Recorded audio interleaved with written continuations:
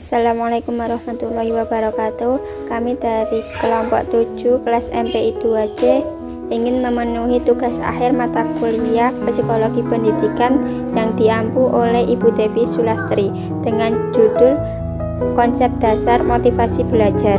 Dengan saya Febri Belanda Novita dengan NIM 2431510075 dan teman saya Heru Pratama dengan NIM 2431510066 dan teman saya satunya lagi Satriawan dengan NIM 24311084. Latar belakang pendidikan memiliki peran yang sangat penting dalam pengembangan kualitas individu. Proses belajar mengajar tidak hanya bergantung pada metode pengajaran yang diterapkan, tetapi juga pada faktor internal siswa, yaitu motivasi belajar. Motivasi belajar adalah dorongan yang muncul untuk mendorong individu untuk berusaha mencapai tujuan belajar. Berikutnya, pengertian motivasi belajar. Motivasi belajar adalah keseluruhan daya penggerak di dalam diri siswa yang menimbulkan kegiatan belajar, yang menjamin kelangsungan dari kegiatan belajar, yang memberikan arah pada kegiatan belajar itu sehingga tujuan yang dikehendaki oleh subjek belajar itu dapat tercapai.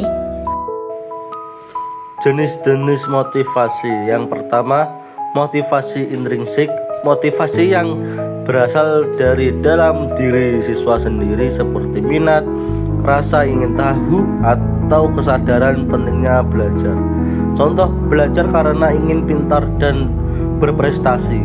Yang kedua, motivasi ekstrinsik, motivasi yang berasal dari luar diri siswa seperti hadiah, pujian, hukuman, atau dorongan dari orang lain. Contoh, belajar karena ingin mendapatkan nilai yang bagus atau pujian dari orang tua.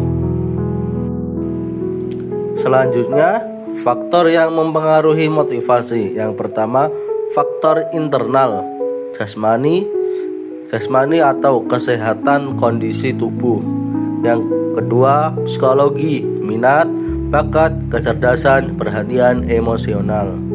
Yang kedua, faktor eksternal, lingkungan keluarga, lingkungan sekolah, lingkungan masyarakat, sarana dan prasarana belajar.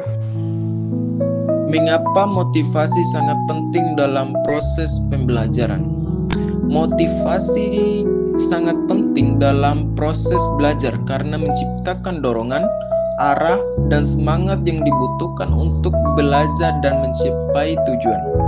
Siswa yang termotivasi cenderung lebih aktif dalam belajar, lebih fokus, dan lebih tekun menghadapi tantangan.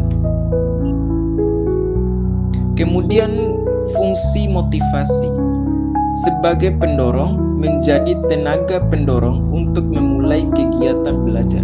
Kemudian yang kedua, sebagai pengarah, mengarahkan kegiatan belajar agar sesuai dengan tujuan.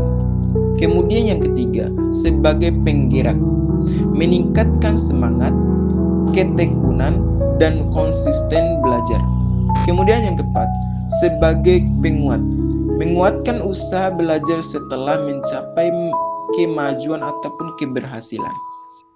Kemudian kesimpulan dari pembahasan kita, motivasi belajar merupakan dorongan psikologis yang bersumber dari dalam maupun luar individu untuk melakukan aktivitas belajar demi mencapai perubahan perilaku yang positif.